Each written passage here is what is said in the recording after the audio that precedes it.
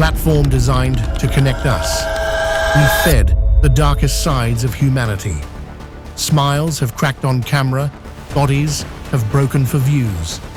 Minds have rotted in real time, while millions watched, breakdowns celebrated, and deaths turned into content. Some channels were banned, some were erased, some are still uploading right now. These are the videos too uncomfortable to mention. These are the creators we failed to save. Every story, real, every warning, ignored. And today, we dive 5 layers deeper, each one darker than the last. Each one proves that YouTube has a place where the lost go to be seen and then forgotten. This is the most disturbing YouTube channels, Iceberg.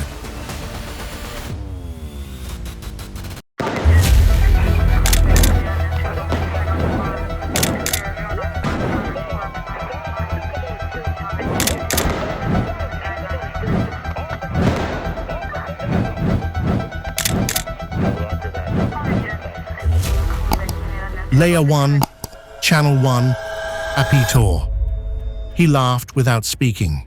He danced with death silently. And the moment he died, the silence felt even louder. The channel Apitor began in 2006, one of YouTube's earliest strange gems, long before the platform was polished, monetized, or manipulated by algorithms. Behind it was a man named Tor Eckhoff, a cement factory worker from Norway who didn't care about trends or sponsorships. He simply set up a camera, stripped down to his underwear, and hurled himself into frozen lakes. He was a middle-aged Norwegian man who made videos of himself drinking vodka on frozen lakes, laughing into the cold wind, dancing on thin ice, like death wasn't real. At first, people watched because it was funny. A strange man with a wild smile, pouring vodka over his head, screaming, "I am Apitor," as he swam in ice water. But the longer you stayed, the more it stopped being funny, because something in his eyes never looked right. He laughed, but the silence between the laughs lingered. He seemed like a man trying to drown something deeper than cold. But the real story wasn't just the stunts. It was what he hid behind the camera. Tor Eckhoff was fighting colorectal cancer. He had been diagnosed, but he refused to let it control him. Instead of retreating, he filmed more. Instead of slowing down, he kept pushing himself to the limit, using the same icy waters he'd filmed in for years to escape. The cancer didn't stop him. He didn't want to be remembered for weakness. He wanted to be remembered for living. He never used fancy editing. His camera was always placed on a rock or held with numb fingers. No music, just the wind, the cracking ice, and his breath. Sometimes he'd whisper nonsense in Norwegian. Other times, he'd talk about life, calmly, while standing barefoot in the snow, half drunk, and people loved him for it. He was raw. He was different. He was real. As years passed, his channel gained a cult following. By the mid-2000s, his subscriber count started climbing fast. People around the world became obsessed with the fearless Norwegian who seemed invincible. He wasn't just doing stunts, he was celebrating pain. Cold was his playground, and he filmed it all like a joke. He uploaded over 140 videos over 15 years. Most had no narration, no music, just the squeak of snow under his feet, the splash of water, and his signature cry of "vodka" as he drank straight from the bottle and dove into another glacial tomb. It became a ritual. His most watched video, "I am not dead, I am 57 today." In it, he lights candles in a cake on the ice and starts skating, slipping, and screaming. At one point he yells, "I'm not dead, just cold," and disappears under the water for a second. The camera keeps rolling. His fans laughed. They clipped it, shared it, memed it. A few weeks later, he actually died. The ice broke. He was filming a new video for his birthday, like he always did. Alone, with a bottle, a drone, and that same fearless grin. But something went wrong. The ice was thinner this year. He fell through and didn't come back up. His body was found hours later by emergency divers. His drone was still hovering above the hole. He died on November 27th, 2021. His birthday was the next day. The internet didn't know how to react. Was it tragic or inevitable? People rewatched his videos, looking for clues. His last post had been hours before the accident. A calm drive, snow falling, soft music playing. He didn't say anything, just silence, as if he knew. After his death, something eerie happened. YouTube's algorithm started recommending his videos even more. "I Am Not Dead" climbed in views. People joked about it at first, then they stopped, because it felt like the platform didn't care he was gone. It kept pushing the ice, the vodka, the screams. Some viewers said it felt wrong, watching a man slowly kill himself over years and laughing along the way. Others argued he knew what he was doing, that it was performance art. Channel 2, Venus Angelic. She wasn't just another YouTube personality, she was a living doll. Venus began her YouTube journey in 2010, just a 13-year-old girl looking for an escape, like so many others. But her escape was different. She didn't just film herself doing makeup tutorials or talking about her day. She transformed into something that wasn't even human. She became a doll. Her face, her body, her clothes, her life. They were all shaped by the expectations of strangers and by the relentless grip of her mother, who made sure Venus never strayed from the doll-like image the internet adored. Her first videos were soft and quiet. They showcased her gentle nature, styling her hair, playing with plush toys, and talking about fashion. But it wasn't long before something more sinister began to take shape. Her appearance, her very body, started to change. Her mother, Manuela, pushed her to look more and more like a doll. As Venus's fame grew, so did the pressure to stay perfect. The surgeries began. Facial surgeries, nose jobs, eye lifts, all to enhance her already unrealistic appearance. Her mother watched as Venus's face became less hers and more of a product, a doll for the internet to consume. The world watched as Venus Angelic became more than just a persona. She became a prisoner in her own skin. But what no one saw, what no one wanted to see, was the pain hidden behind her big glassy eyes. Behind the makeup, the wigs, the painted-on smile, Venus was dying inside. Her channel grew, millions of followers, each one mesmerized by her living doll persona. She was a child, yet she was treated like an object, a piece of art for the world to admire, manipulate, and destroy. Fans demanded perfection, and Venus delivered. She became the embodiment of everything toxic about internet fame, caught in an endless loop of validation and self-destruction. But the real horror wasn't just in the surgeries or the endless transformation into a doll. It was in the slow collapse of her mind. Venus began to starve herself, to wither away in pursuit of an unattainable ideal. And all the while, her mother stood by, pushing her further into the abyss, watching as the girl she once was disappeared, replaced by someone she never intended to become. By 2015, Venus was no longer just the living doll. She was a walking warning sign. Her videos showed signs of the toll that fame had taken.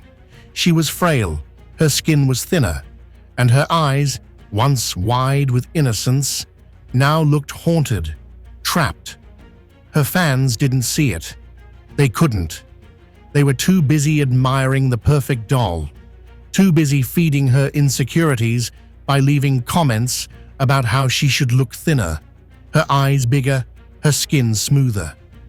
Every compliment was another nail in her coffin. But it didn't stop there.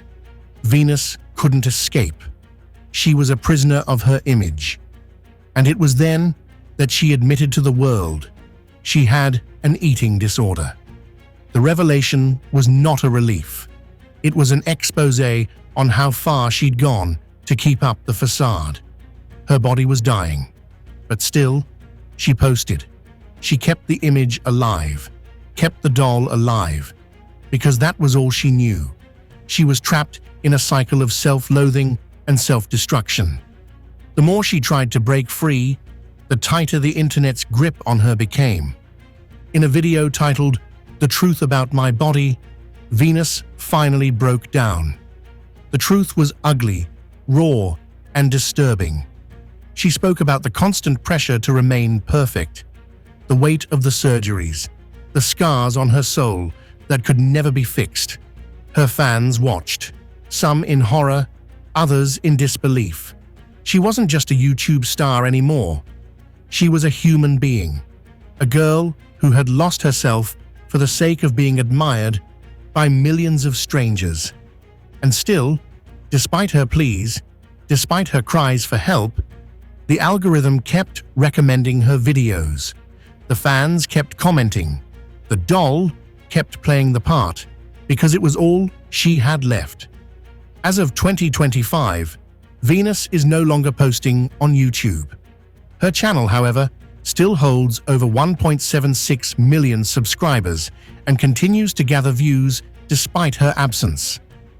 The last video she uploaded was in December 2022, titled 10 Useless Girl Boss Facts, but she has since remained silent, with no indication of a return. While her YouTube presence may be inactive, her name and videos continue to circulate the internet, a chilling reminder of the cost of fame and of the way the internet never truly lets go. The story of Venus Angelic is one of manipulation, control, and tragedy. A girl who became a doll for the internet. A young woman who was told her worth was in how perfect she looked, how flawless she seemed, and how much the internet loved her. The question still remains, how much of Venus Angelic was ever really hers? And who was the true villain in her story? Her mother? The internet? Or all of us who watched as she crumbled piece by piece behind the makeup? Channel 3, Francine Dancer. Her name was Francine Dancer, and though she never made it big, she became a haunting presence on Hollywood Boulevard. There, she performed a grotesque act, one that blurred the line between art and exploitation. She danced in a wheelchair, her movements slow, deliberate, but always with an unsettling edge.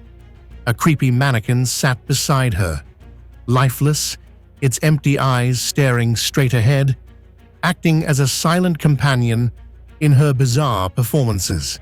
To the casual observer, Francine might have seemed like just another odd street performer. She smiled, twirled her chair, and danced with the mannequin, asking for coins from strangers. But there was something eerie about her act. It wasn't just the bizarre costume and the eerie mannequin. There was a sense of sadness and tragedy hidden beneath the surface of her performance, making the whole spectacle uncomfortably captivating. Francine didn't need a wheelchair to get around, but for years she chose to use it as a prop, a vehicle for her strange, unsettling performances. The wheelchair became part of her signature look, a tool that emphasized her loneliness and isolation. She performed in front of crowds, her mannequin a silent partner in every twisted move, capturing the attention of anyone who passed by. The mannequin wasn't just a piece of performance art, it became a symbol of her desperation for attention. and the most unsettling part of her performances. It was always there, lifeless and unmoving, as if she too was a doll being manipulated by forces she couldn't control. Francine's rise to online fame came not through talent, but through the exploitation of her own suffering. In 2019, a video surfaced on YouTube of her dancing on Hollywood Boulevard with the mannequin beside her. It wasn't just a performance, it was a spectacle, and the world watched in morbid fascination. She had a twisted sense of showmanship, and the video went viral. Suddenly, Francine wasn't just another street performer. She became an internet curiosity. The more people watched, the more they pushed her deeper into her disturbing act. Her subscribers grew, but at what cost? She was no longer performing for herself or for the love of dance. She was performing because the world demanded it. And like any performer trapped by the attention of an audience, she had no way out. The wheelchair, the mannequin, the strange smiles, they all became symbols of her identity, her life reduced to a creepy performance for strangers. As of 2024, Francine Dancer's YouTube channel has over 100,000 subscribers, but it's a hollow kind of fame. Her videos, where she dances with the mannequin in places like Hollywood Boulevard, have been viewed millions of times, but the real question is, what does this fame cost? Despite the success of her videos, Francine has never truly escaped her performances. She still performs, but she's still a puppet on strings, dancing for a world that wants nothing more than to watch her suffer for entertainment. The mannequin still sits there, a ghost of her past, reminding us that some performances are not about talent or art. They're about selling a version of suffering that people can consume. Her story is a stark reminder of the power of the internet to turn real human experiences into something disturbing and unsettling. Francine's performances aren't just acts of entertainment. They're an exploitation of vulnerability, a disturbing show that leaves the viewer wondering just how much of her is real and how much is part of a performance she can never escape. Is Francine Dancer the one performing for us? Or are we performing for her? Channel 4. Your local breadman. He never showed his face. Instead, your local breadman chose to hide behind a stick figure avatar, a simple, unsettling drawing that mirrored his distorted, unsettled mind. His videos didn't just capture his breakdown, they forced you to witness it, all while he remained faceless. But what was worse? The feeling that you were watching a performance, one that blurred the line between mental collapse and an elaborate online game. Every video felt like a glimpse into a mind unraveling. But instead of a person's face, you were left staring at a crude, stick-drawn figure. That simple avatar, the only thing visible, became more unsettling the longer you watched. It was like the facelessness of the figure was a reflection of the man behind the screen, hiding behind a mask of dehumanization. The more he spiraled, the more disturbing it became. Was this real? Or was this just a performance, crafted to blur the lines between mental breakdown and online manipulation? His channel wasn't filled with polished vlogs or scripted stories. No, it was a chaotic mess of random thoughts, broken images, and disturbing rants that cut in and out like a broken TV signal. At first, it was hard to tell whether he was just another bizarre YouTuber or if he was genuinely losing his grip on reality. His stick figure would flail around, gesturing to his emotional turmoil as he vented about conspiracies, frustrations, and strange thoughts that never quite made sense. But the longer you watched, the more you realized there was something deeply wrong here, something disturbing about the way he let his mental decay spill out onto the screen. With no filter, he was unraveling, and he was letting the world watch. The chaotic editing would only make it worse. mismatched clips, eerie sound effects, and unsettling pauses where you'd hear him breathing heavily, almost as if trying to regain control before another outburst. It was clear. This was a man in turmoil, but was it real, or was it all part of some twisted performance art? Fans were divided. Some felt for him, their comments full of sympathy and worry. Others believed it was all part of a creepy, long-running ARG. What if the entire breakdown was just a game? Could he be manipulating the audience into thinking he was actually losing his mind? The more he pushed his disjointed theories and random imagery, the more his fans got drawn into his world. Some theorists started connecting the dots. Every random image, every cryptic rant might be part of something bigger. In a video titled Void Collective Systems, your local breadman talks about secret organizations, shadowy figures, and hidden meanings behind his actions. But he says it all through a stick figure, a cartoon character that never gives you a real face to focus on. And that's what made it so unnerving. The more he spoke, the more viewers felt trapped in his distorted universe. Were we watching a real breakdown, or was this something much darker, something designed to play with the viewer's mind? The ambiguity of his videos is where the real horror lies. Every new video pulls the viewer deeper into his chaotic world where nothing is clear. Is this a man unraveling before our eyes, or are we being manipulated? The stick figure avatar becomes more than just a visual choice.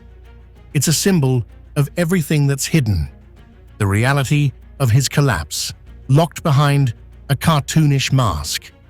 But here's the creepiest part. The more you watch, the more you feel complicit.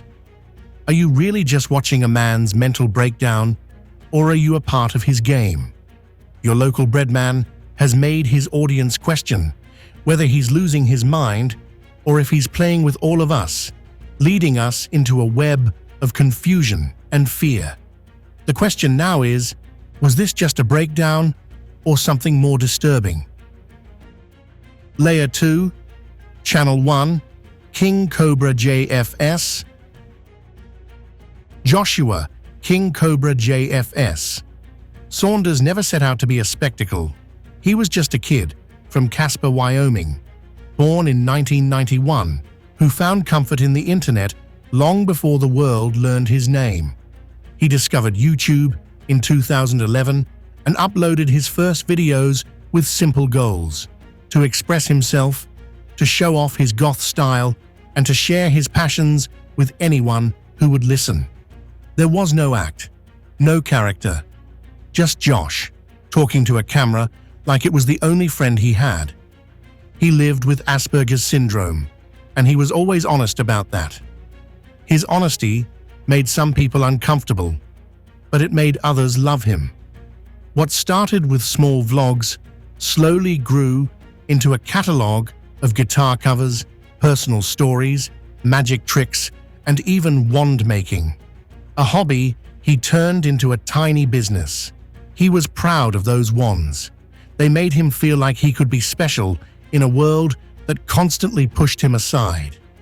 As subscribers climbed, eventually passing 119,000 people, Josh felt like he finally had a place where he mattered. His live streams gave him company when the nights felt too long. His audience called him King Cobra, and he believed it. He never tried to be perfect. His camera saw the messy room, the cluttered desk, the uneven haircuts, the stuttered sentences, and his fans said, "We see you. Keep posting." But then something changed. The rawness people admired became the content they demanded. The awkwardness they once defended turned into a joke they shared. The vulnerability that made him loved began to make him money, and the deeper the audience looked into his life, the more they discovered pain hiding behind the screen. Josh found comfort in alcohol when trolls attacked. Drinking made him louder, braver, and less afraid to stare back at the world that mocked him, and his viewers noticed. They watched the first drink combo videos with curiosity, then with excitement, then with obsession. The views exploded when he was drunk, and so did the donations. They would send him money and command the next drink like they were holding the strings. His live streams became some kind of digital coliseum, where a man battled his own body while thousands watched. You could see his hands tremble as he poured, the slurred words, the moments where he looked like he forgot where he was. Every cough sounded like his body was trying to escape the alcohol before he swallowed more. But the audience kept typing, "Do another drink. Chug it, Cobra. One more shot." And he needed the attention, so he obeyed. Streams turned into 5-hour blackouts. Rants turned into tears. His voice went from playful to angry to afraid, all in one broadcast. Clips of his worst nights filled entire channels. People built careers cutting together his breakdowns. The very thing he shared for connection became a trap he couldn't escape. By 2025, the toll was unmistakable. The tremors, the short breaths, the slow, confused blinking. His health was collapsing live, and no one stopped the show. His final streams looked more like a man fighting his own heartbeat than making content. Then, the upload button went silent. Josh was found unresponsive in his apartment. For years, strangers had watched his body fail in real time, and when it finally lost, the audience had nothing left to comment on. No more requests, no more donations, just a dead live stream page, and a silence that should have arrived much sooner. Yet his videos still run on autoplay. His collapse is still content. His death didn't end the story. It only ended him. Joshua loved YouTube because it made him feel seen. In the end, the world saw everything, except the moment we went too far. So let's ask the only question that matters now. When we turn someone's pain into entertainment, how long before the entertainment kills them? Channel 2. Toy Freaks. It was one of the biggest channels on YouTube. More than 8.5 million subscribers, nearly 7 billion views, a father and his 2 young daughters, smiling on thumbnails, holding dolls, dressed up for the camera. But if you pressed play, the smile vanished fast. Instead of fun, you saw fear. Instead of giggles, screams.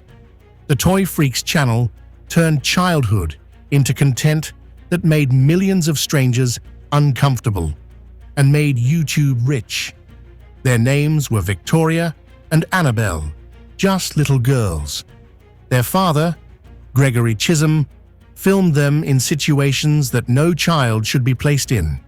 Videos of them crying, screaming, vomiting, and wetting themselves while he laughed, zoomed in, and titled it Freaky Fun.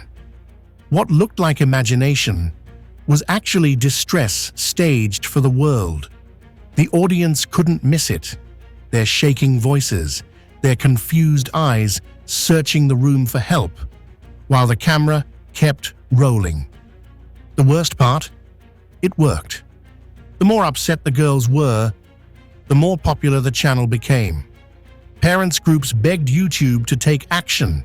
Child safety advocates raised alarms. Then came Elsa Gate, the explosion of disturbing kids' content flooding YouTube. And Toy Freaks was at the heart of the scandal, the clearest example of how far creators would go to monetize a child's fear. People thought of YouTube Kids as a safe space. But this channel proved otherwise. Anyone, even a child, can be pushed into dark territory if the views are good enough. Every time a stranger clicked, every time someone commented or shared the video, they helped reinforce something horrifying. Fear made money. Trauma paid the bills. In November 2017, YouTube finally removed Toy Freaks, citing child endangerment. The father protested that it was all just acting. But who gave the children a choice? Who explained to them why the world was laughing? The funhouse was shut down, yet the damage was already done. Clips and mirrors of those videos still circulate online today. A digital ghost of childhood turned into a sideshow.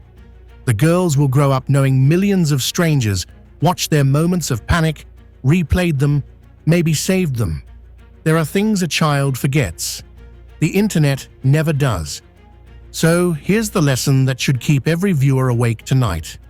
When a platform rewards the most disturbing version of childhood, who protects the child? And how many more will be exploited before we turn off the screen? Channel 3. Jack Torrance/White Mind. The channel, called Jack Torrance, began like a puzzle someone never meant to solve. Old Super 8 film reels, forgotten rooms, dusty corners of Texas homes left to time. The early uploads were curated like artifacts, the work of a collector, documenting what someone else left behind. Titles were vague, audio distorted. The screen flickered like the footage itself was trying to rot. But beneath those first videos, there was a presence, a narrator, drifting from curiosity into obsession, pulling the channel into something darker with each upload. In December 2011, the tone shifted sharply. The uploads no longer felt like someone showing lost footage, but like someone living in it. There were long, unbroken shots of a dim bedroom. A woman on camera, motionless, staring forward. A wooden chair placed too close to the lens, as if saving a seat for something unseen. Then laughter, then silence, then whispering. The narrative presence changed, no longer a curator, but a voice claiming the videos belonged to Jack, a figure who introduced himself not with a face, but with a set of rules. After a 2-year disappearance, the channel returned with a disturbing live stream titled "Find Me." It was a direct call, not to viewers, but to the world around them. This prompted fan and horror analyst Nick Nocturne to travel to Austin, Texas, where he and a group of supporters located places seen in the videos. Real places, not sets. Abandoned gazebos, cemetery edges, bridges marked with a stick figure symbol. Hidden packages were found, burnt film reels, a cracked doll head, coordinates written on torn scraps. Every step deeper only raised more fear that this wasn't fiction pretending to be real, but reality pretending to be fiction. Communication from the channel escalated.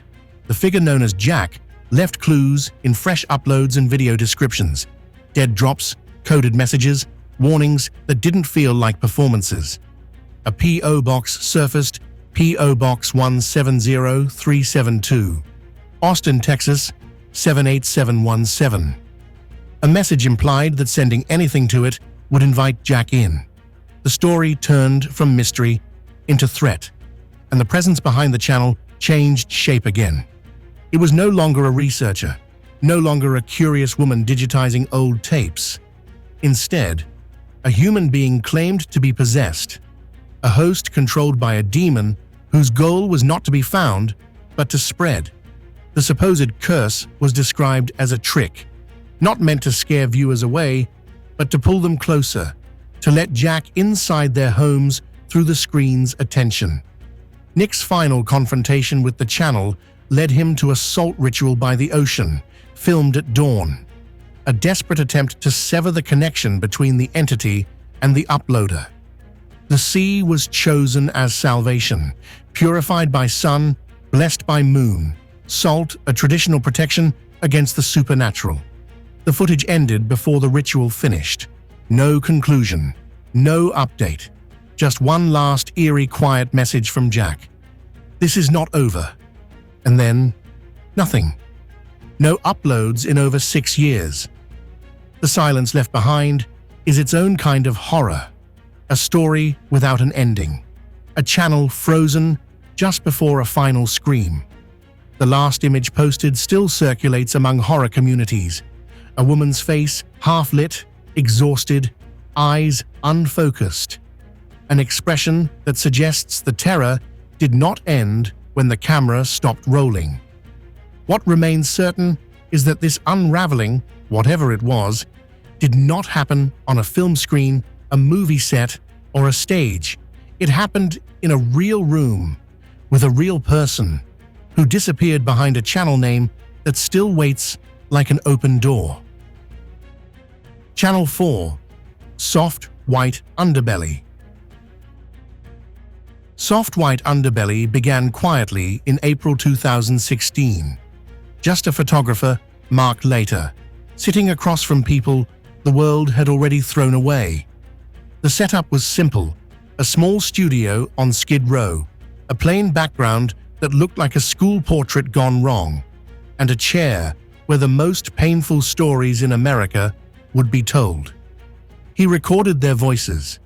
Then he photographed their heartbreak in black and white portraits, thumbnails that stare into the soul of anyone scrolling by.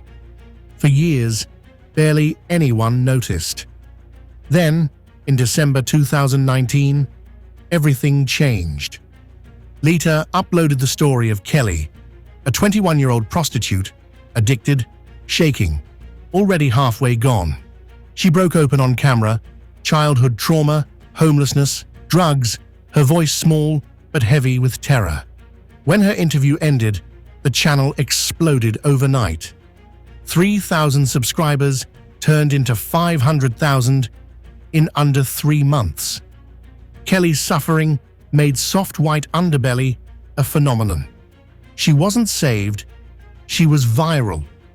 From that moment, the chair in that room transformed into something darker, a confessional booth where the cost of talking was reliving hell, addicts with trembling hands, runaways with bruises beneath their sleeves, trafficked minors staring off camera as if someone they feared was standing there, men who lost everything and could no longer remember when the falling began. The camera didn't show safety. It showed the moment before the ambulance. Later offered cash, food, phones, rehab attempts, but life after the interview rarely got better. Viewers saw subjects return months later, thinner, more desperate, eyes hollowed out. A few vanished entirely. Some were reported dead. Others relapsed before their thumbnails left the homepage. And that's when the praise turned into fear. Journalists, activists, and even former interviewees began to ask whether the channel was still helping, or simply documenting decay. Critics accused Laita of trauma porn for profit, packaging catastrophe into content to feed the algorithm. He defended the work as advocacy. But the camera doesn't heal wounds. It preserves them. There was a death that made everything worse. Kelly, the young woman whose interview made the channel famous, died not long after. Her story ended exactly how she predicted, and the audience watched it happen in slow motion. Suddenly, the chair on Skid Row looked like a coffin with good lighting. Former fans asked, where are the long-term results? Where are the success stories? Why do so many end in silence? The channel keeps uploading. The stories keep getting darker. Every month, another fresh face sits in that same chair, trembling, terrified, and telling secrets the world should have protected them from. They walk in with hope that this will be the moment someone finally sees them. But once they finish speaking, they go back into the streets with their trauma immortalized, and a comment section calling them icons, broken angels, or worse, jokes. The channel didn't die. It thrives because pain is profitable, and the internet has an endless appetite. As long as the camera is rolling, there will always be someone willing to bleed, in exchange for being seen. Layer 3, Channel 1, Nikocado Avocado. Before the chaos, Nicholas Perry dreamed of music. He was a vegan violinist, gentle-spoken, hopeful, someone who cared about health and calm living. But when he became Nikocado Avocado in 2016, everything changed. What started as playful eating videos quickly turned into a spectacle of self-destruction. His viewers didn't want the violin, they wanted the meltdowns, the overeating, the tears, so he fed them exactly what they wanted. His body became the script. His suffering became the brand. He devoured entire fast food menus on camera, 3, 4, 5 times a day, stuffing food into his mouth while his voice cracked, insisting he was fine. But every upload made the truth harder to hide. His breathing grew heavy, his body swelled. Rib fractures, sleep apnea, and constant pain became part of the entertainment. He once joked he needed a CPAP just to sleep, but the way he clutched his chest mid-video went far beyond jokes. The subscribers kept rising, millions watching a slow-motion medical crisis as though it was a sitcom. Then came the breakdown era. The crying, the screaming, the wheezing, the arguments with his husband all filmed and monetized. Chairs buckled under his weight. He told the camera, "I'm getting fat, and I don't know why." The world laughed, even though everyone knew why. At his heaviest, he could barely walk across the room without gasping. Food trays shook in his hands. His face looked constantly swollen with pain. The videos turned into a countdown clock. Not if, but when something irreversible would happen. Viewers typed comments like, "This is hard to watch," and still clicked the next video. His breakdowns collected millions of views. Then, the twist. In 2024, he unmasked himself in a video titled 2 Steps Ahead. He revealed he had secretly lost over 250 pounds while continuing to upload pre-recorded binge videos to maintain the image of collapse. When he pulled off a panda mask, the room went cold. He looked healthier, stronger. He stared into the camera and said, "I am the villain because I made myself one." The audience realized the horror. They hadn't just watched a man destroy himself, they had been complicit, cheering every calorie that dragged him closer to the edge. But even after the reveal and the massive weight loss, the story didn't close. His channel remains active, still pulling millions of views, still uploading chaotic mukbangs and personal breakdown-style content. Even if some of the worst footage now comes from older recordings scheduled to maintain the persona. His main channel sits at over 4 million subscribers, and his multiple spin-off channels keep the cycle alive. The character that made him famous and almost destroyed him continues to exist because the internet remembers him that way. In the rare moments he drops the act, Nicholas admits he doesn't know who he would be without this persona. He has spent years collapsing in front of a camera. Even now, when he tries to move forward, the internet insists on seeing the version of him that fell apart. The line between survival and performance has blurred so deeply that it's difficult to tell whether the recovery is real or just another episode being saved for later. The channel didn't end with a lesson. It kept going, because the character he created is still hungry, and the camera is still on. Channel 2, Evalian.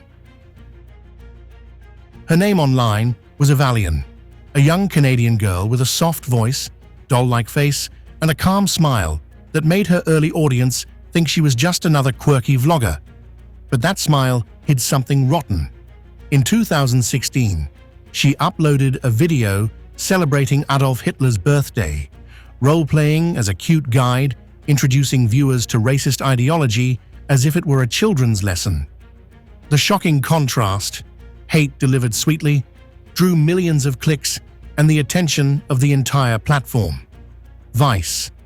Evalian didn't scream her beliefs like typical extremists. She giggled. She made cartoon-style animations mocking minorities. She sat in her bedroom, sunlight bouncing off pastel decor, while calmly explaining why she believed whole groups of people were less than human. For some viewers, that soft delivery was more dangerous than anger. It felt like persuasion, disguised as friendship. Her thumbnails looked harmless. Her ideology was not. The channel grew rapidly as far-right communities spread her videos. She live-streamed conversations about racial superiority, nationalism, and conspiracy theories, always returning to the same disturbing point. She wanted her viewers to find comfort in her version of hate. Reporters called it weaponized cuteness, a strategy extremists have used to lure younger audiences into propaganda. And then it went too far. Her videos were flagged by activists and news outlets across the world. Major attention hit when a huge YouTuber acknowledged her content, bringing even more eyes and even more concern. By late 2016, YouTube removed her channel for hate speech violations, wiping out her biggest platform overnight. But the disappearance didn't last. She re-emerged over and over, using new usernames, mirrored uploads, and fan-run channels to keep her message alive. Each time she vanished, another clone page popped up, spreading the same material, just hidden deeper. She started posting on Gab, BitChute, and other unregulated spaces. She appeared in interviews defending her beliefs, and at one point publicly claimed she had been arrested at the US border, a moment her followers treated like a badge of honor. Her online presence became more unstable. Some supporters claimed she had changed. Others insisted she was still pushing the same dark ideology in private forums. Then, silence. Her uploads slowed. Updates became rare. Her name stopped trending. Some speculate she left the movement. Others say she simply found new disguises and a new audience underground. Platforms delete her accounts the moment they recognize her, and she learned how to stay just out of reach. What makes Evalian so unsettling isn't only what she said, but how she said it. There were no threats, no shouting, just a smile, a sweet voice, and hate delivered like a bedtime story. Her original channel is gone.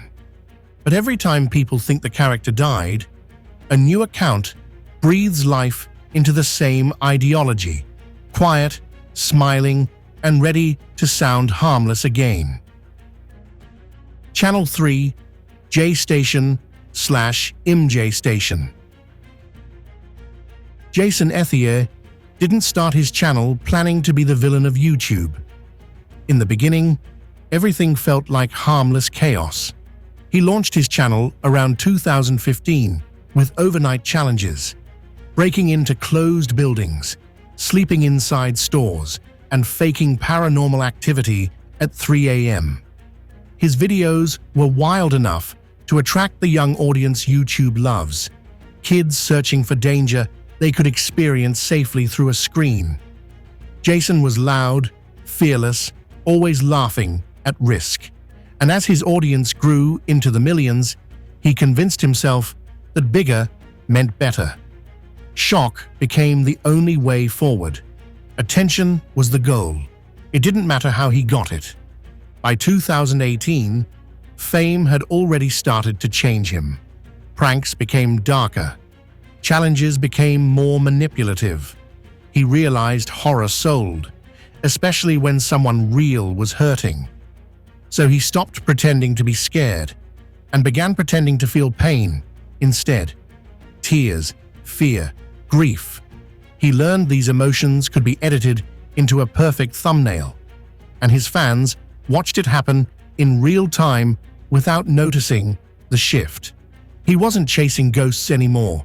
He was learning how to fake tragedy. Everything exploded in January 2020. He uploaded a video titled, "My Girlfriend Alexia Died, Rest in Paradise." The thumbnail showed Jason broken, eyes red, face twisted with grief, candles lit behind him. He said she was hit by a drunk driver. He spoke in a trembling voice, saying he held her hand just a day earlier.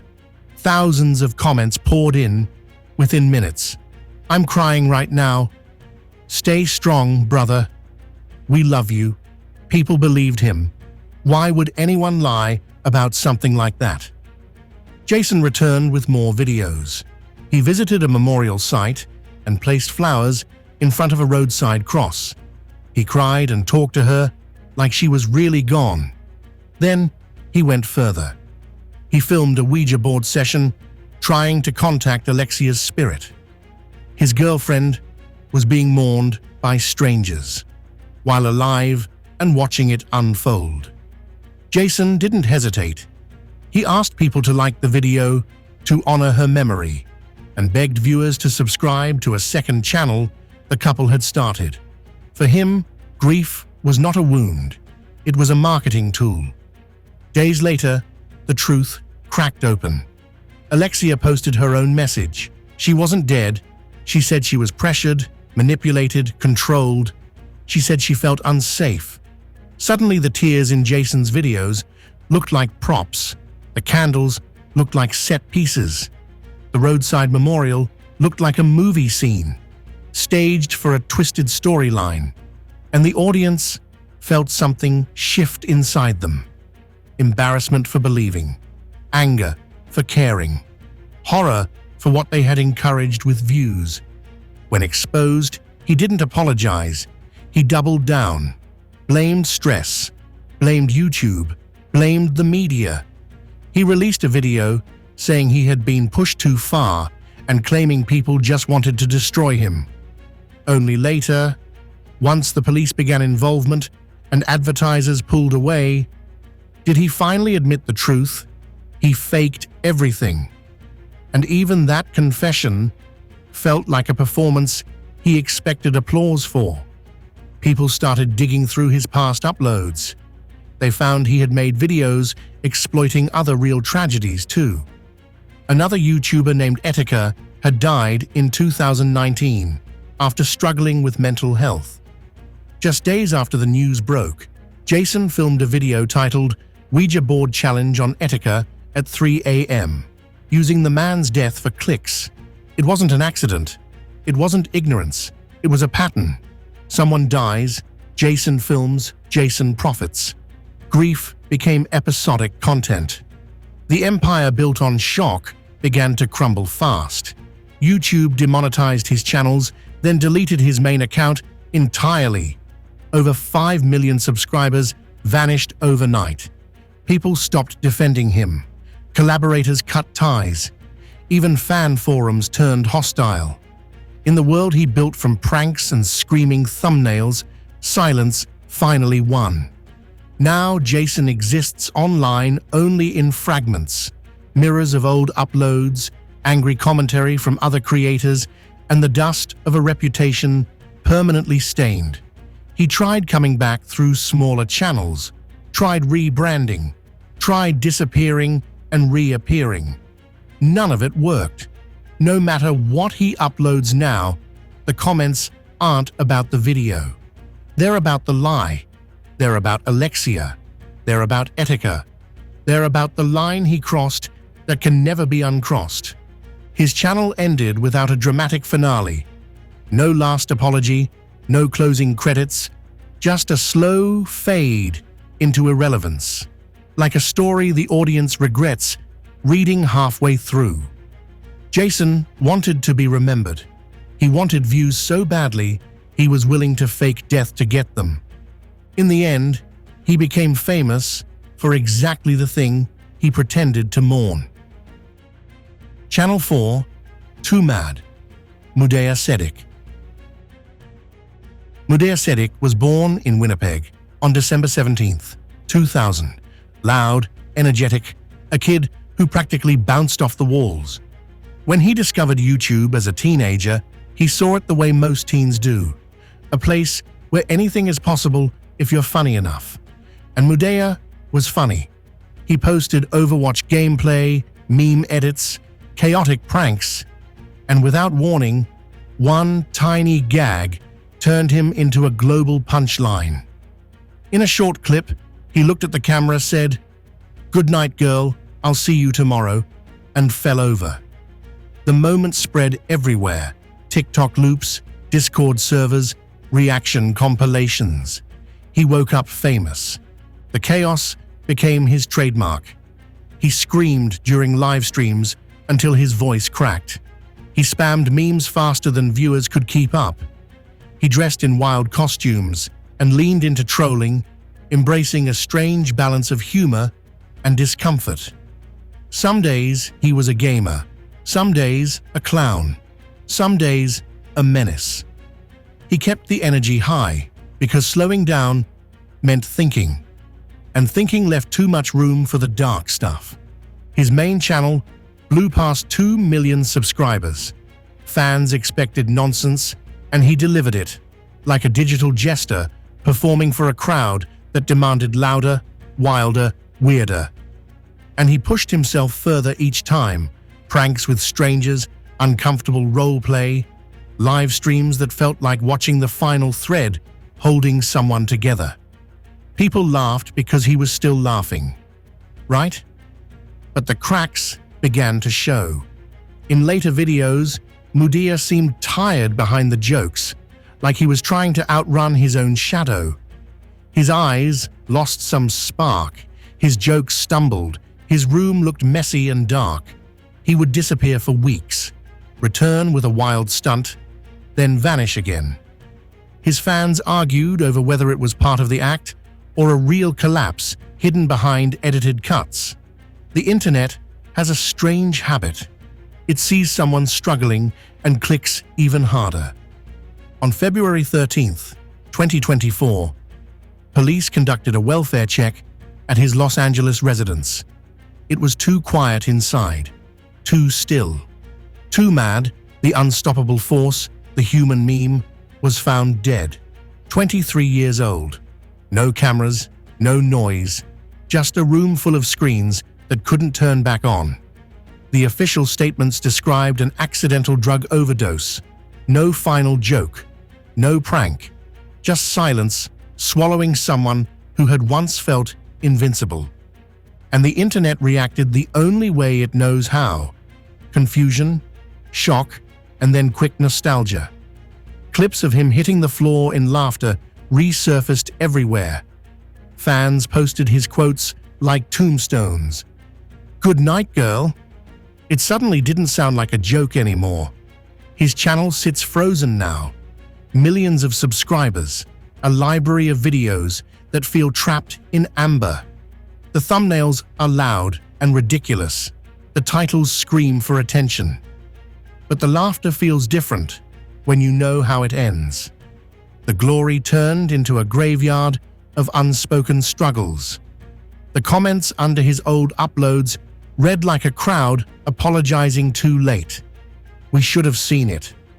I hope you finally rest."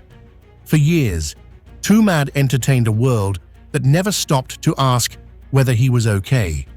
He hid behind humor that felt bulletproof until it wasn't. And the sad truth is, the views never slow down, even when the creator does. The algorithm keeps recommending the videos of a man long gone, selling his comedy like a product still in stock. There is no outro video, no message explaining the pain, no goodbye stream, just the echo of laughter from a boy who tried to turn chaos into joy, until chaos took everything from him. Layer 4, Channel 1, Fantastic Adventures. The YouTube channel Fantastic Adventures began in 2012. On the surface, it looked like every other family vlog. Kids performing in cute skits, smiling at the camera, and playing games. Michelle Hackney Hobson, the matriarch behind the channel, seemed to have it all. 7 adopted children, a cozy home in Arizona, and a platform where she showcased her perfect family life. The channel grew fast. With every video, the children smiled for the camera, played up the drama, and received their moments of viral fame. 800,000 subscribers cheered them on. Their performance was their currency. But what lay behind the smiles was something far more sinister. The children, some as young as 5, didn't just perform for the camera, they were forced to perform. There was no room for mistakes, no room for bad days. When the camera was on, they were expected to act happy, energetic, and obedient. But when the camera turned off, the reality was a nightmare. Those who didn't smile enough, who didn't perform the way Michelle wanted, were punished.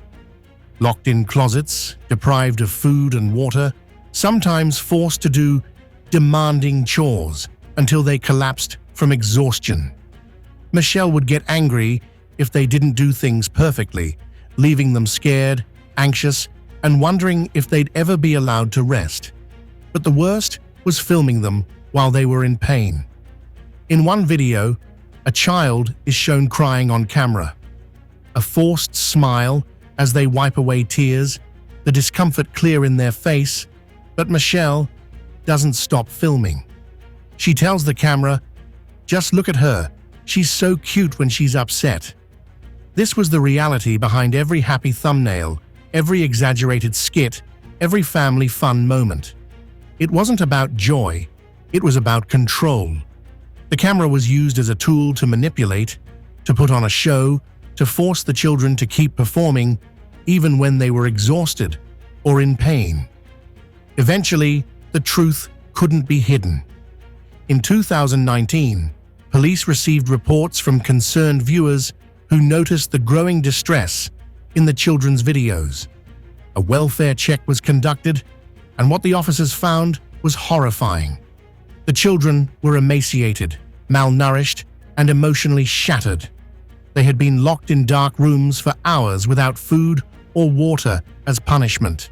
They were covered in bruises, and some had scars that hadn't healed. The abuse was systemic.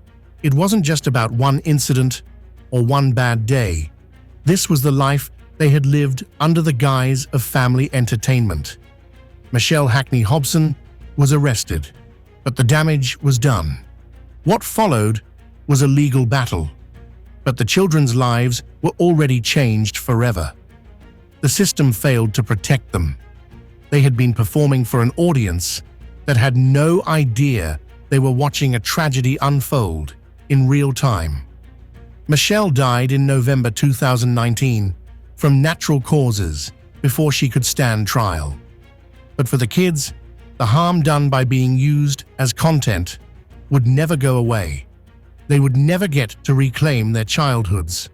Their trauma was now permanent, captured forever on video, replayed for millions of strangers. Every time that camera rolled, they lost a little more of their innocence. The channel was shut down, but the damage was already done. Thousands of views, thousands of clicks, all for what? A family that no longer existed, except in the clickbait thumbnails and forced smiles. The kids, the real victims, would always be tied to that brand, forever tied to that abuse.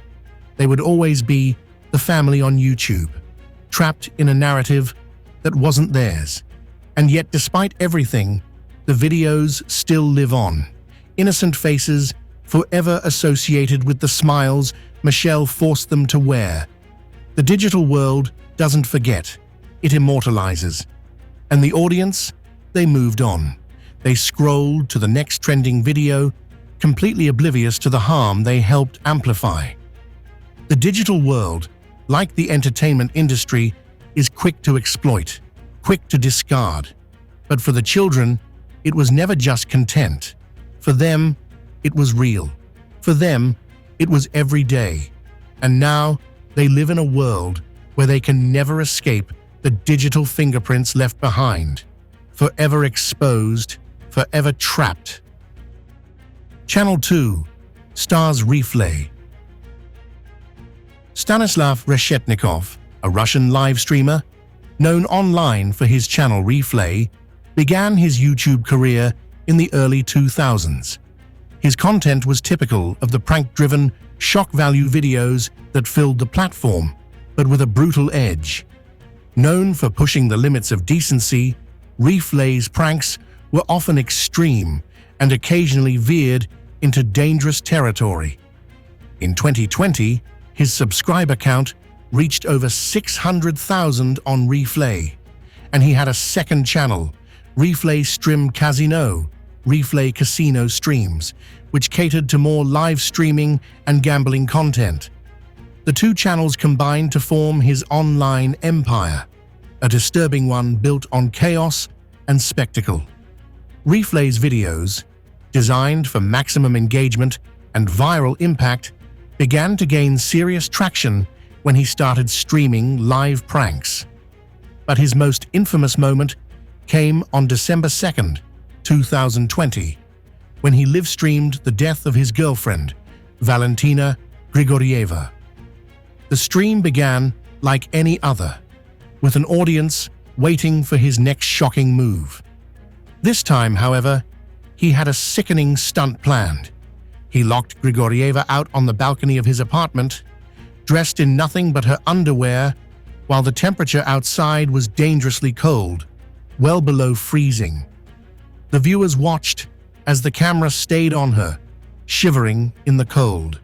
The audience, unaware of the severity of what was happening, sent donations and messages urging him to keep going with the prank.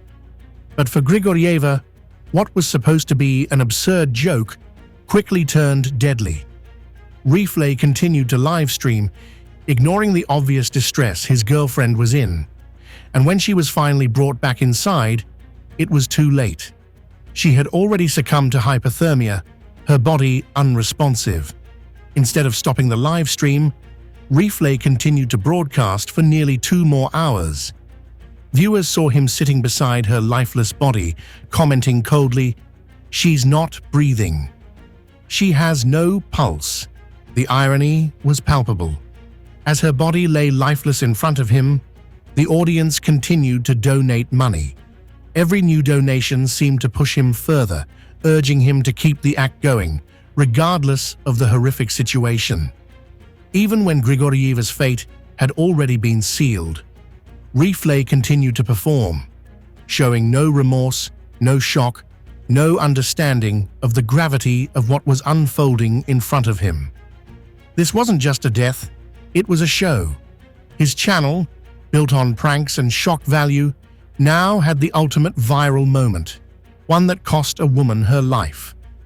Grigorieva's tragic death didn't end with just her. The aftermath was chilling. As paramedics arrived on the scene, they confirmed she had passed away from hypothermia caused by prolonged exposure to the freezing temperatures. Replay, however, was not arrested immediately. His audience, still unaware of the severity of what had happened, continued to watch his live streams, some offering words of comfort. He casually continued streaming, shifting the focus away from the tragedy he had caused, refusing to even acknowledge the seriousness of the situation. Eventually, authorities intervened, and Replay was arrested. His 2 channels were swiftly terminated, and he was charged with negligent homicide, his cruel prank spiraling into real-world consequences. Replay's arrest made headlines, but his legacy remains one of haunting exploitation. Grigorieva's death was not just a tragedy, it was monetized tragedy, where every moment of her suffering was broadcast live, all for the sake of attention and dollars. In the end, the cameras didn't stop rolling.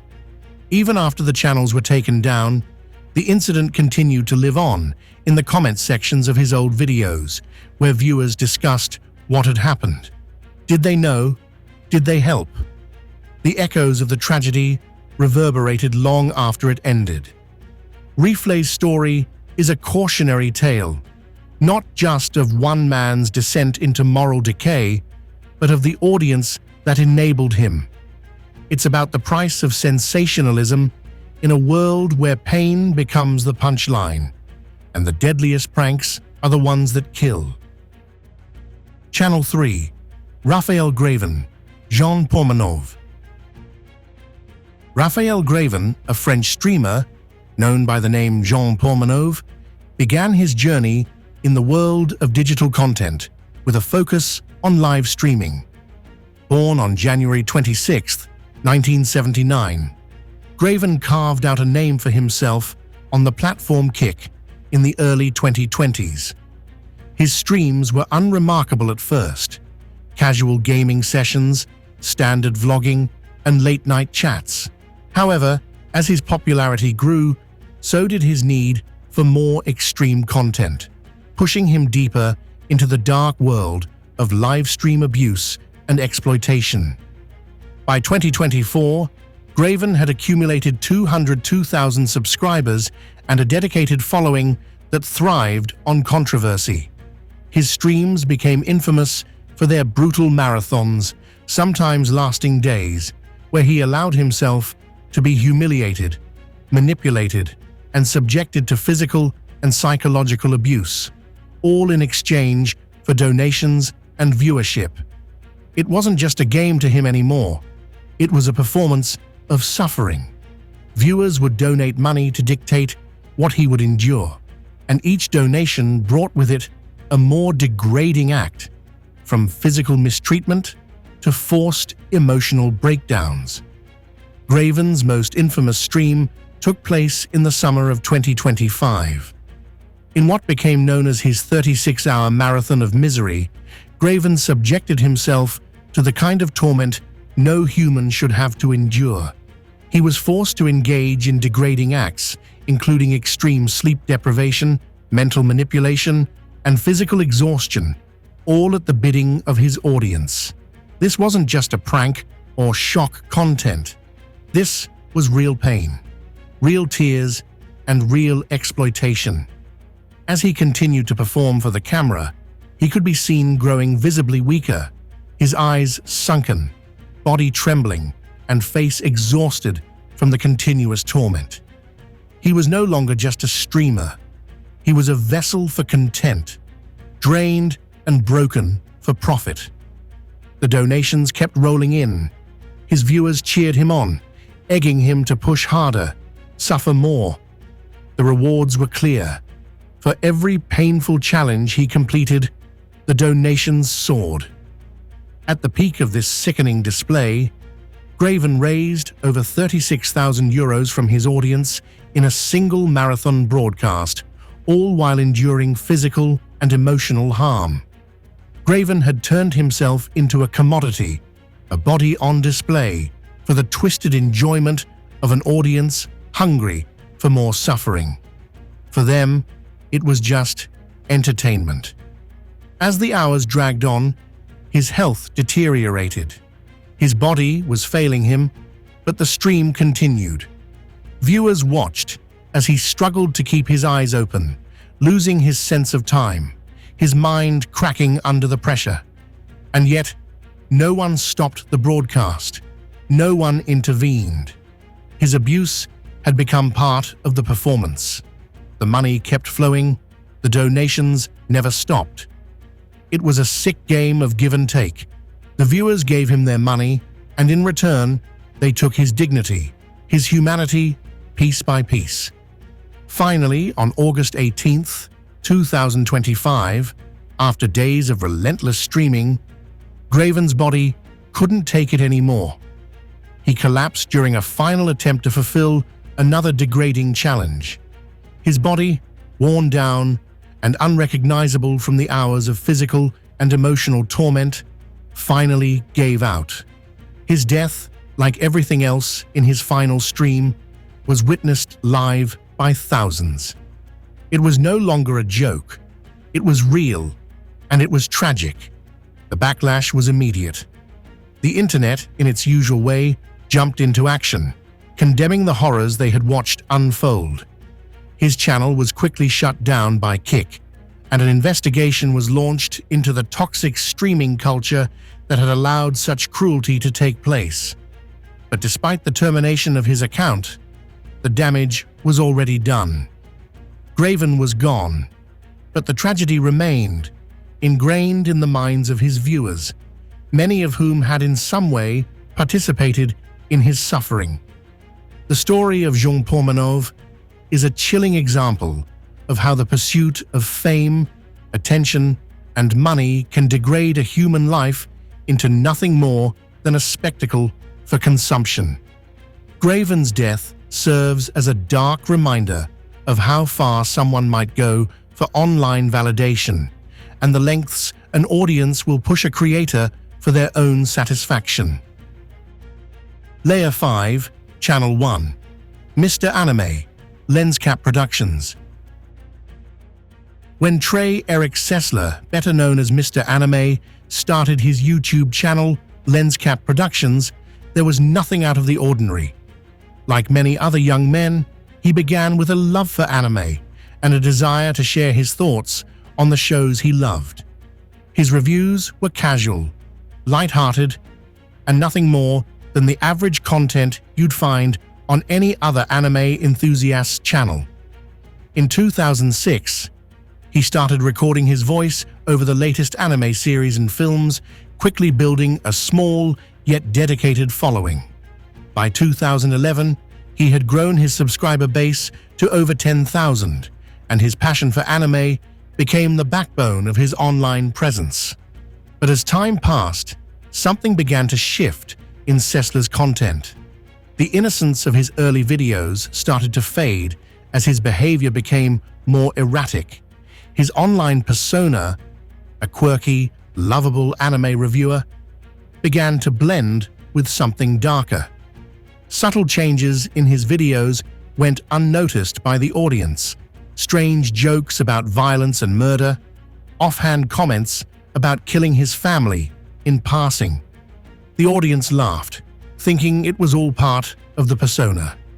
But for Trey, these were no longer just jokes.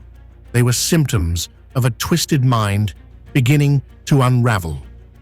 The first glimpse of how far he had fallen came when he uploaded a video titled Mr. Anime's Secret in 2012. In it, Trey seemed to confess that he had lost touch with the world around him. He spoke cryptically about being trapped in his own mind and how everything was starting to feel meaningless. Viewers dismissed it as a dramatic attempt to create intrigue around his character. After all, it was just a quirky anime reviewer, right? Wrong. That video was not a plotline. It was a cry for help that was ignored by those who should have been listening. The cracks only deepened. His content became less about anime and more about disturbing, bizarre rants. Trey started live streaming on Twitch and YouTube, often appearing disheveled, his eyes hollow, his words incoherent.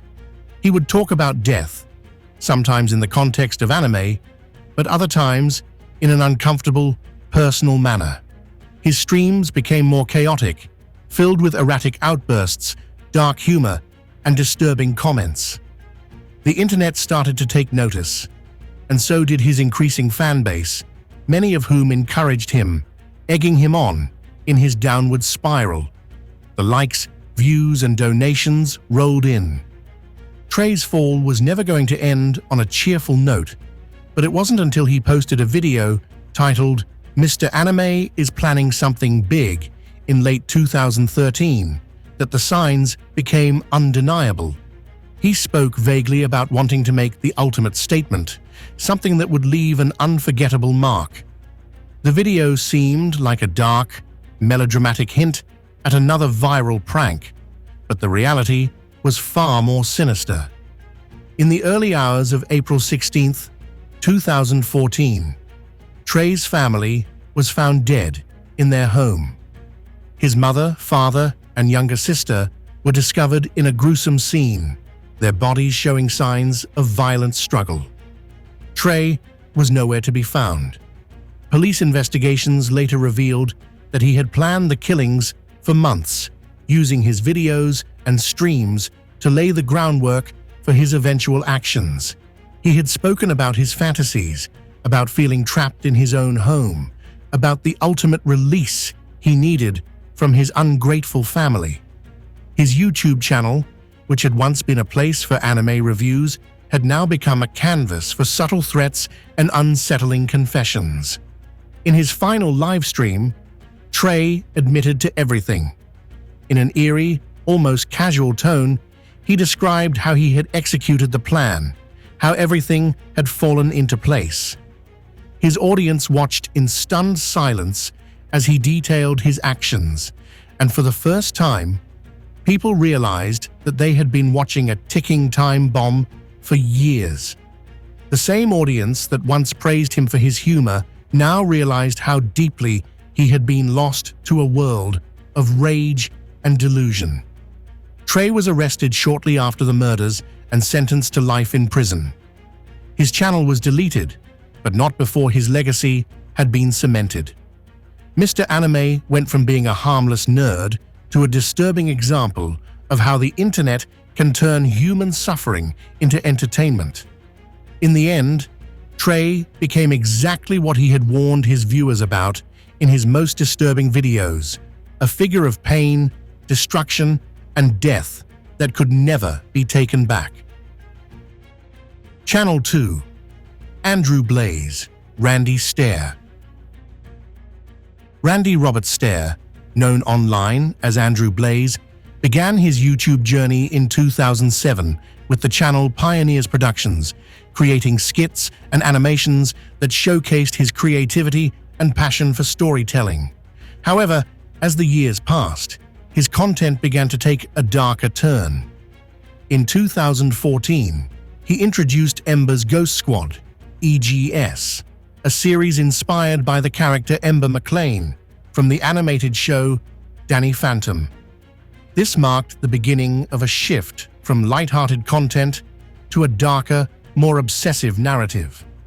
Stair's online presence became increasingly erratic. He created multiple Twitter accounts dedicated to his characters, where he shared links to journals and videos uploaded on Mediafire. These writings revealed his struggles with gender identity, fear of aging, and a growing obsession with death and violence. He expressed admiration for the Columbine shooters, referring to them as heroes, and detailed his fantasies of joining them in the afterlife. On June 7, 2017, hours before his planned attack, Stair uploaded a final video titled The Westboro High Massacre. The video featured an angry prologue expressing hatred for people involved with the series, followed by a crudely animated sequence depicting him and an EGS character murdering students at a fictional high school. It concluded with montages of previous videos explaining his motives. Later that night, Stair arrived for his late-night shift at Waste Markets in Eaton Township, Pennsylvania. He proceeded to work in the store for approximately 1 hour and 40 minutes while blocking the emergency exits. At 12:10 a.m., he sent out links to multiple files and videos detailing his plans via his Twitter account. These files were labeled Journal, Suicide Tapes, and Digital Set. Stair then went back to the crew area in the rear of the store, blocked the remaining exits, and locked the automatic doors at the main entrance.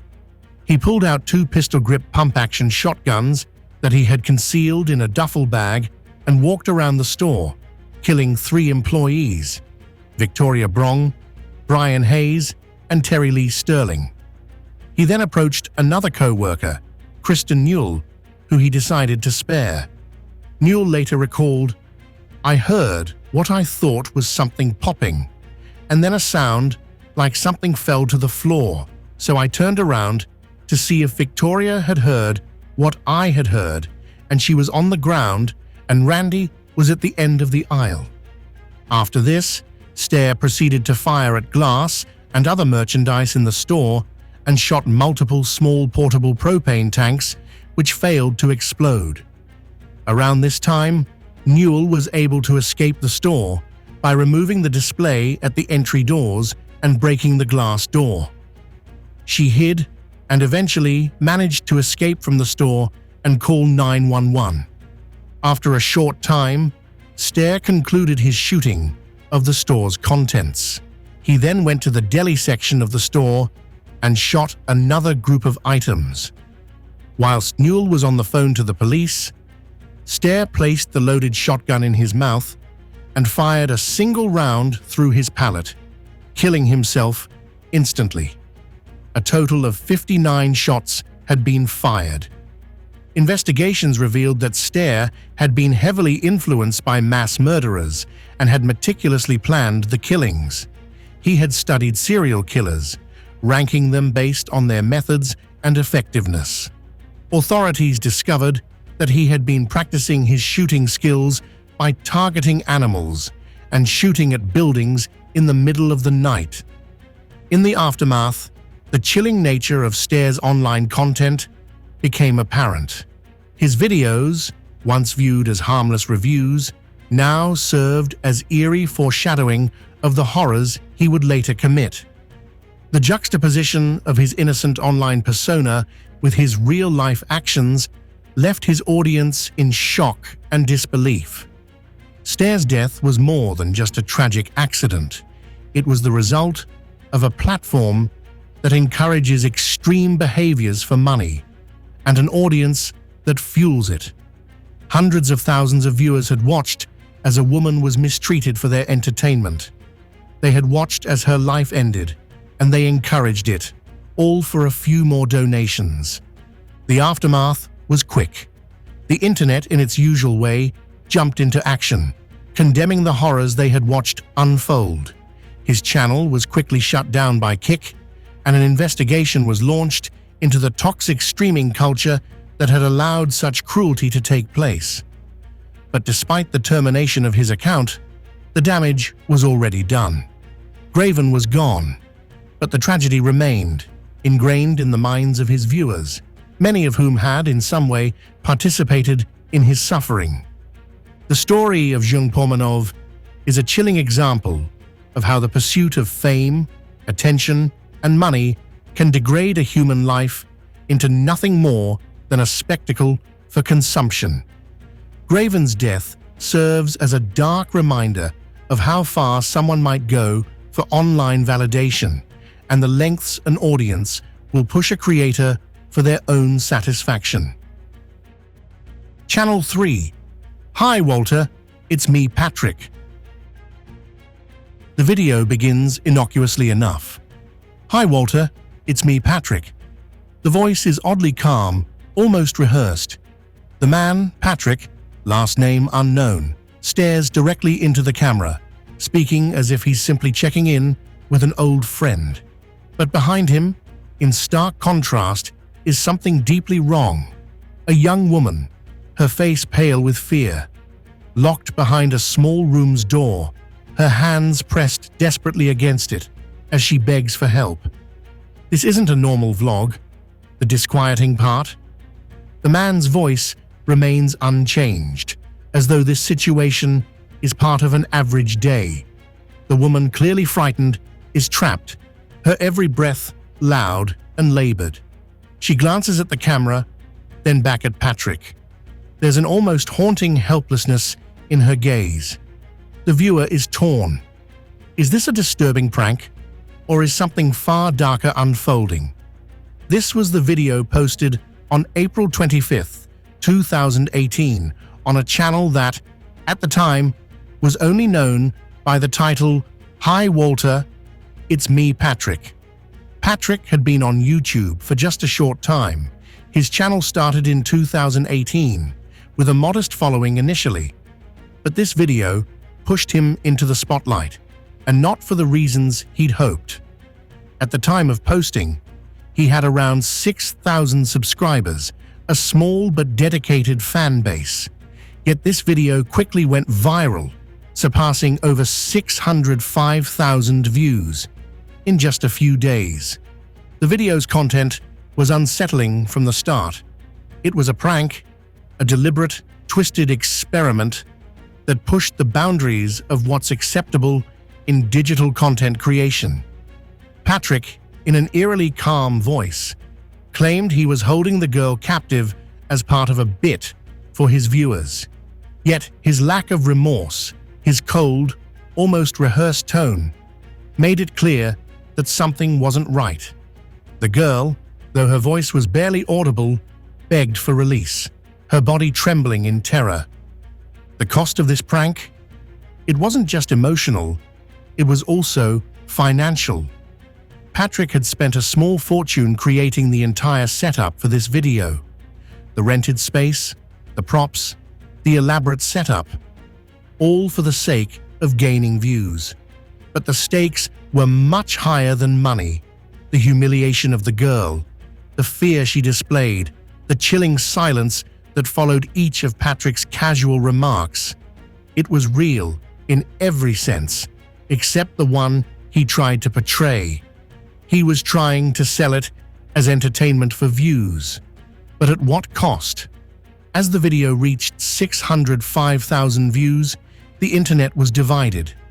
Some viewers laughed, some were intrigued, but many felt an uncomfortable tension building.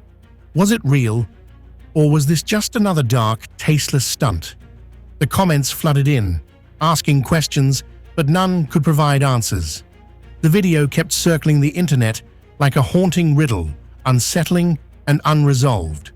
The girl in the video had never been identified, and viewers began to speculate, was she an actress? Or had something truly horrifying happened?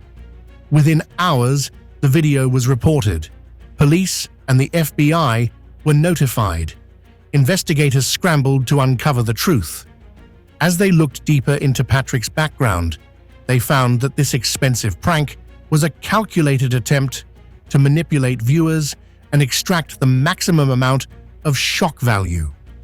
Patrick's motives remained unclear, but what was undeniable was that his audience had watched in real time as a woman's distress became content for money. But then, something even more chilling happened.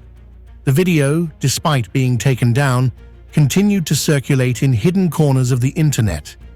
Patrick's channel is still up with the video intact. Patrick never posted again. He disappeared from social media and remained silent after the incident. The case was closed by authorities, but many questions remained unanswered. What happened to the girl in the video? Was this truly just a hoax, or was there more? The haunting nature of the video didn't dissipate. It lingered, like a stain that no amount of time could erase.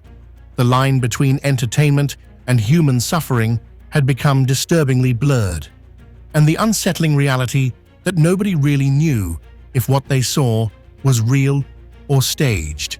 That was the true nightmare. Channel 4. Eugenia Cooney. When Eugenia Cooney started her YouTube journey in 2011, she was just like many young content creators, eager to share her love for fashion, beauty, and lifestyle with the world. She had a distinct style, quirky, gothic, and a bit avant-garde, and soon became a familiar face in the YouTube community. As her following grew, she quickly reached 2.13 million subscribers. Her videos filled with makeup tutorials, fashion hauls, and vlogs about her everyday life. For a time, it seemed like any other fashion YouTube channel, until the unspoken began to be noticed by her audience, her extreme thinness. At first, it was just a subtle observation, but as the years passed, Eugenia's appearance grew more and more alarming. Her body became visibly frail, her face sunken, her arms and legs like sticks, her eyes hollow with exhaustion. The comments section, which was once filled with praise for her style, started to shift. Some fans expressed concern, Others whispered about eating disorders and the damaging effects of beauty standards on young women. Still, Eugenia continued to post. Her silence in response to these comments only fueled the growing anxiety. It became clear that Eugenia was invisible to those around her, drowning in a culture that rewarded thinness, beauty, and performance at the cost of one's health. By the time she reached the peak of her fame, her weight was so low that it became impossible for even the most supportive fans to ignore her distress. In 2019, after years of struggle, Eugenia took a long break from YouTube. The outcry from fans had reached a fever pitch. Concerns about her health and well-being were everywhere. Comments, tweets, and YouTube videos discussing whether her decline was simply an aesthetic choice or a cry for help.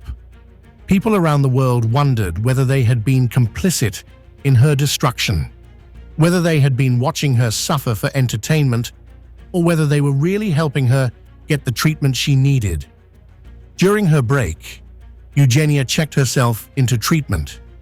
For the first time in years, she addressed the mental health struggles that had led to her physical decline, including a severe case of anorexia.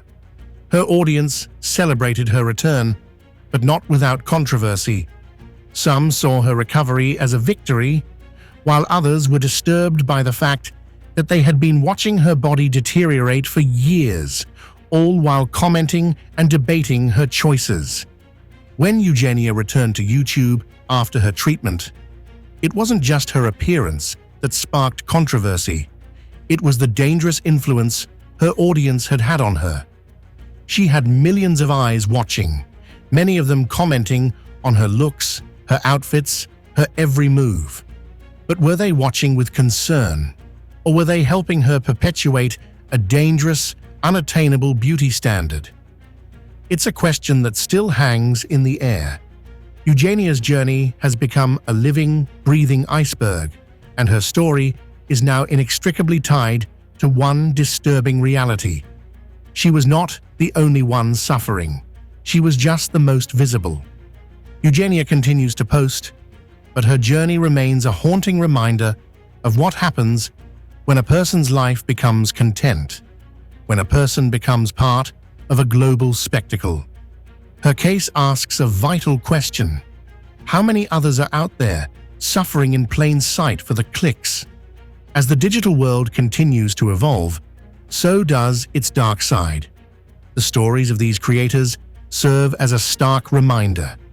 When human suffering is commodified for clicks, the line between entertainment and tragedy blurs beyond recognition.